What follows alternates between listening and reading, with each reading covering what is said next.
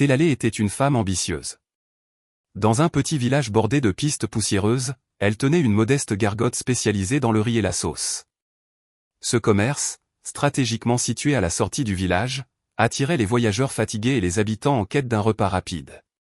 Pourtant, malgré la qualité de ses plats et son service chaleureux, les affaires stagnaient. Télalé désirait bien plus, elle rêvait d'une clientèle fidèle, d'une prospérité à faire envie aux autres marchands de la région. Un jour, alors qu'elle nettoyait sa petite gargote après une journée terne, un homme âgé et étrange entra.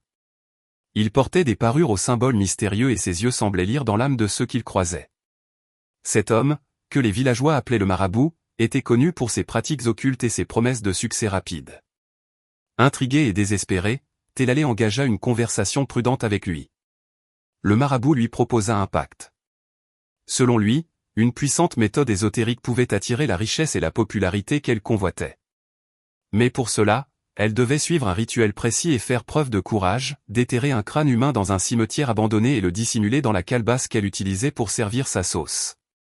Les esprits des morts, disait-il, garantiraient sa réussite en attirant une foule insatiable de clients. Hésitante, Télalé pesa les conséquences morales de cet acte. Mais son désir ardent de réussir éclipsa ses scrupules. Une nuit sans lune, elle se glissa hors de chez elle, armée d'une pelle et de nerfs d'acier. Au cimetière, elle creusa fébrilement jusqu'à déterrer un crâne ancien. Le visage couvert de sueur et de terre, elle rentra chez elle en courant, étouffant sa peur avec la pensée du succès à venir. Au matin, Télalé prépara sa calebasse. Elle y installa le crâne soigneusement enveloppé dans des feuilles avant de le recouvrir de sauce. Une prière rapide au marabout et elle ouvrit sa gargote comme si de rien n'était. Les premiers jours furent banals, mais rapidement, quelque chose changea. Les clients affluèrent. Des voyageurs venaient de villages éloignés juste pour déguster son riz et sa sauce. Les habitants, pourtant habitués à son commerce, semblaient subitement obsédés par ses plats. Les recettes de Télalé grimpèrent en flèche, et sa réputation devint celle d'une femme qui avait le toucher de Midas. Chaque jour était un succès, mais son secret lui pesait. Cependant, certains commères du village notèrent des comportements étranges. Bien que Télalé était accueillante, elle évitait toujours de vider complètement sa calebasse. Quand la sauce atteignait un certain niveau, elle prétendait que la calebasse était vide et la remplaçait par une autre. Ces habitudes suscitèrent des interrogations, mais peu osèrent la confronter. Afusa, une femme que tout le village considérait comme folle, était l'unique voix qui s'élevait contre Télalé. Elle errait dans les rues. Elle criait à qui voulait l'entendre que Télalé cachait des choses terribles dans sa calebasse. Elle sert la mort avec son riz. Les esprits pleurent dans sa sauce. Rugissait-elle. Les habitants, habitués aux divagations d'Afusa, ignoraient ses avertissements. Mais il y avait un jeune homme, d'en bas, qui observait Télalé avec attention.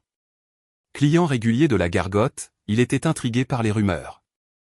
Un jour, alors qu'il discutait avec des amis près de la gargote, Afusa s'approcha de lui. « D'en bas, tu es malin. Regarde sa calebasse, regarde-la vraiment. » Ces paroles le troublèrent. Il décida alors d'observer de plus près Télalé et son commerce. Bien que sceptique, il remarqua effectivement des éléments inhabituels. Pourquoi Télalé était-elle si protectrice envers cette fameuse calebasse? Pourquoi semblait-elle peser plus lourd qu'elle ne le devrait? Un plan germa dans l'esprit de Damba. Il devait découvrir ce que Télalé dissimulait dans sa sauce, même si cela signifiait de prendre des risques. Télalé comprit qu'elle devait fuir. Profitant du chaos, elle se glissa discrètement entre les tables et s'enfuit en courant. Mais la rumeur s'était déjà répandue dans tout le village. Les clients, furieux et horrifiés, alertèrent rapidement les autorités locales. La gargote fut immédiatement fermée, et une enquête fut ouverte. Les jours qui suivirent furent marqués par l'indignation et l'inquiétude. Où Télalé pouvait-elle bien se cacher? Les autorités peinaient à trouver une piste. Mais c'est Afusa, la femme autrefois méprisée et moquée, qui allait jouer un rôle crucial. Peu après la fuite de Télalé, Afusa commença à avoir des rêves étranges et récurrents. Dans ses songes, elle voyait une cabane isolée en lisière de forêt, une rivière aux eaux calmes à proximité, et une silhouette féminine qu'elle identifia immédiatement comme étant Télalé. Convaincue que ces visions étaient un signe des esprits, Afusa se rendit au poste de police pour partager ce qu'elle avait vu. Les policiers, bien qu'hésitants, écoutèrent son récit. Afusa insista avec une conviction qui força leur attention. « Je sais où elle est. Elle ne peut pas m'échapper, les esprits me l'ont montré, disait-elle avec détermination. Le chef de la police, sceptique, décida tout de même d'envoyer une petite équipe vérifier l'endroit qu'Afusa avait décrit. Force fut de constater qu'elle avait raison. Après des heures de recherche, ils découvrirent Telalé cachée dans une cabane délabrée, près de la rivière qu'Afusa avait vue en rêve. Lorsqu'elle fut retrouvée, Telalé était en état de choc, marmonnant des prières et demandant pardon aux esprits qu'elle avait invoqués. Le retour triomphal de Telalé sous escorte policière fut un événement marquant pour le village. Les habitants, qui avaient auparavant tourné en dérision Afusa, réalisèrent qu'elle avait joué un rôle décisif dans cette affaire. Sans ses visions et sa persévérance, Telalé aurait peut-être réussi à disparaître pour de bon. Afusa et Damba furent acclamés en héros. Le jeune homme, qui avait eu le courage de renverser la calebasse, et la femme autrefois marginalisée, étaient désormais célébrés comme des figures emblématiques de justice et de vérité. Le village entier se rassembla pour les remercier. Un grand banquet fut organisé en leur honneur.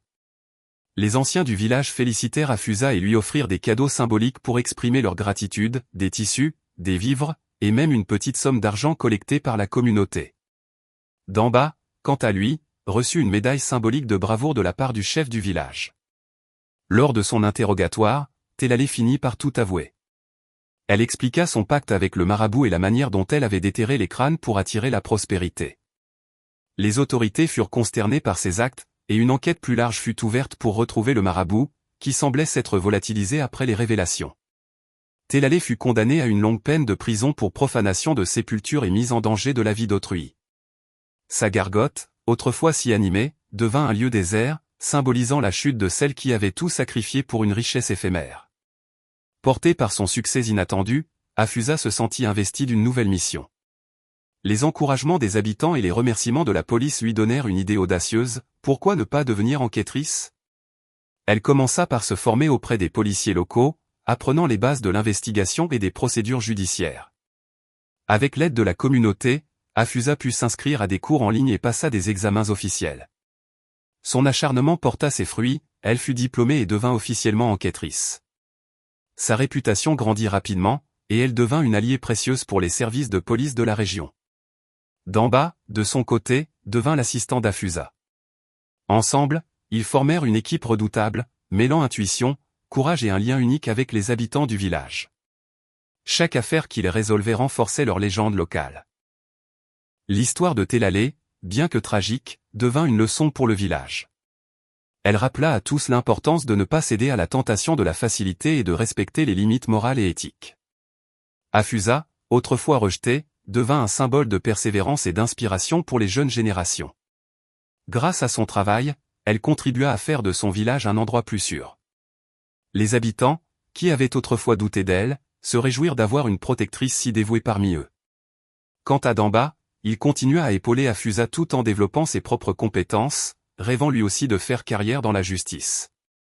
Ainsi, de la chute de Telalé naquit une nouvelle ère pour le village, où la solidarité et le courage prirent le pas sur la peur et la superstition.